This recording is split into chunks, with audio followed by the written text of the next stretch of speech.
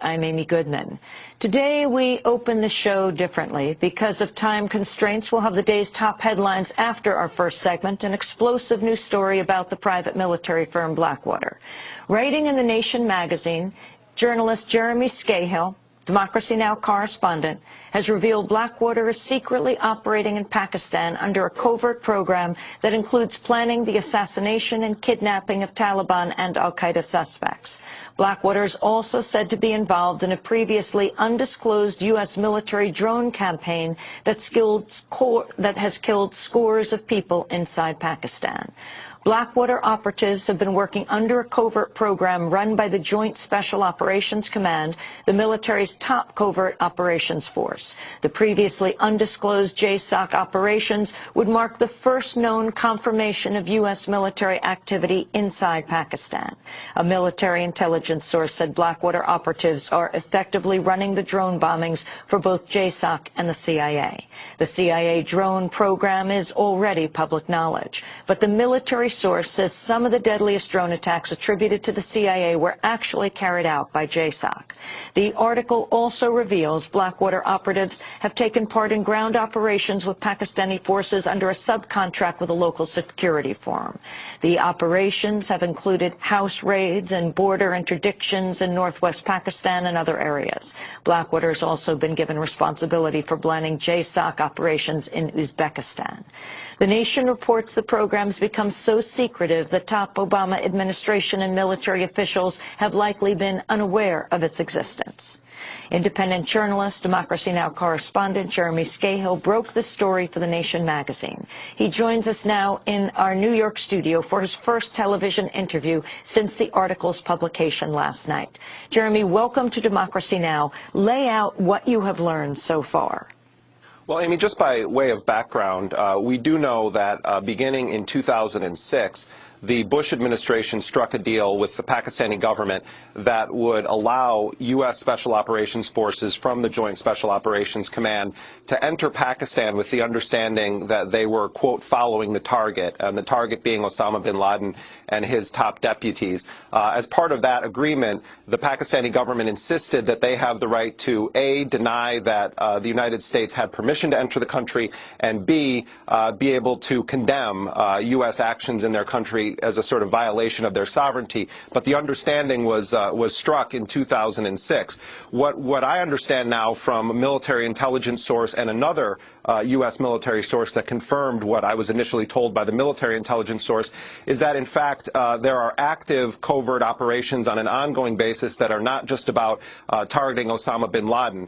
What we understand now is that the Joint Special Operations Command, which from 2003 to 2008 was headed by General Stanley McChrystal, who now has been promoted and is the head of all U.S. forces and NATO forces in Afghanistan and is pushing for a very large troop increase. He ran that program from 2003 to 2008. Now it's being headed by Admiral William McRaven, who's the head of all JSOC operations.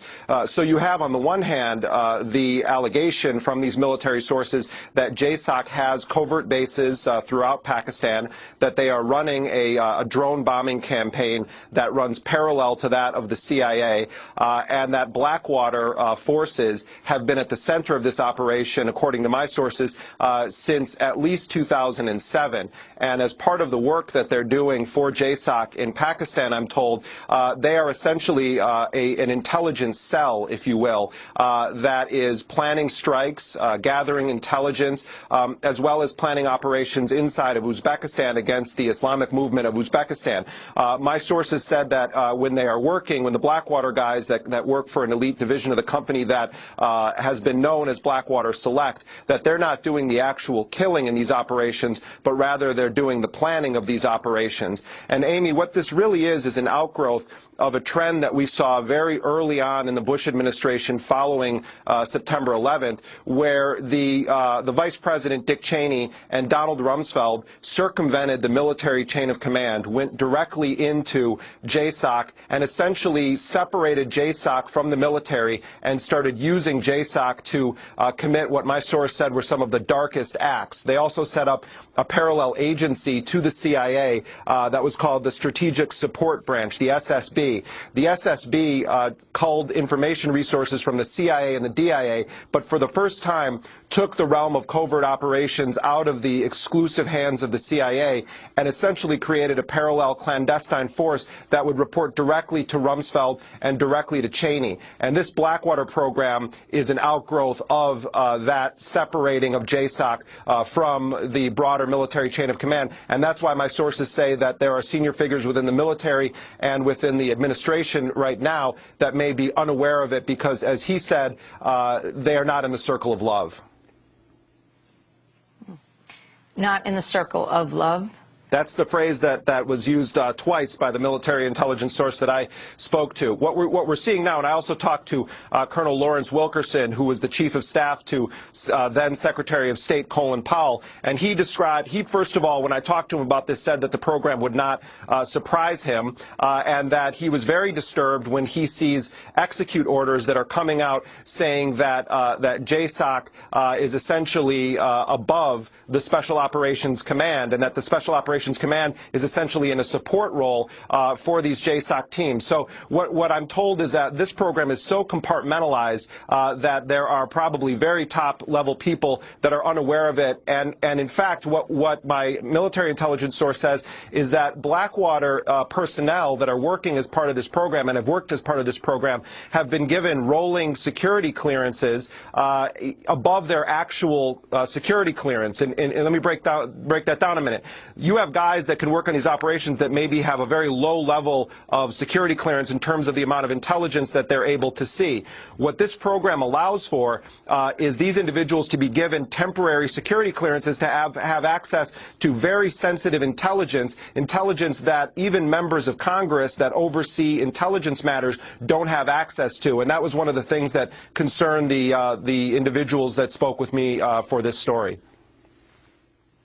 Jeremy Scahill, what has been the response of BlackWater? What has been the response of the U.S. military, the White House, to your investigation? Well, BlackWater said to me in a statement, and I had several back and forths with BlackWater spokesperson Mark Corallo, and what BlackWater told me is that Z Services, which is one of the new iterations of BlackWater, has only one, quote, employee in Pakistan. And as I kept writing them back and saying, what about contractors, subcontractors, affiliates, other names that I wouldn't be aware of, they said we have no operations whatsoever inside of Pakistan. My sources say that that's not true. I also received a call yesterday as I was going to press from individuals that I had not called. I received a call from Admiral Mike Mullen's office, the chair of the Joint Chiefs of Staff. It was a bit surprising to me because I hadn't called Admiral Mullen's office. So when a U.S. citizen gets a call from the military, especially from the chair of the Joint Chiefs of Staff, it's a bit jolting, and they wouldn't tell me how they got wind of the fact that I was doing this story or how they got my number. But I spoke to the spokesperson for Admiral Mullen, who told me that they do not comment on current operations one way or the other. I was also told by a defense official on background, not for attribution of the name of the individual, that this is not true, that there is no current arrangement with BlackWater for these types of services, and that there never has been. The White House did not return emails or phone calls in the process of doing this story.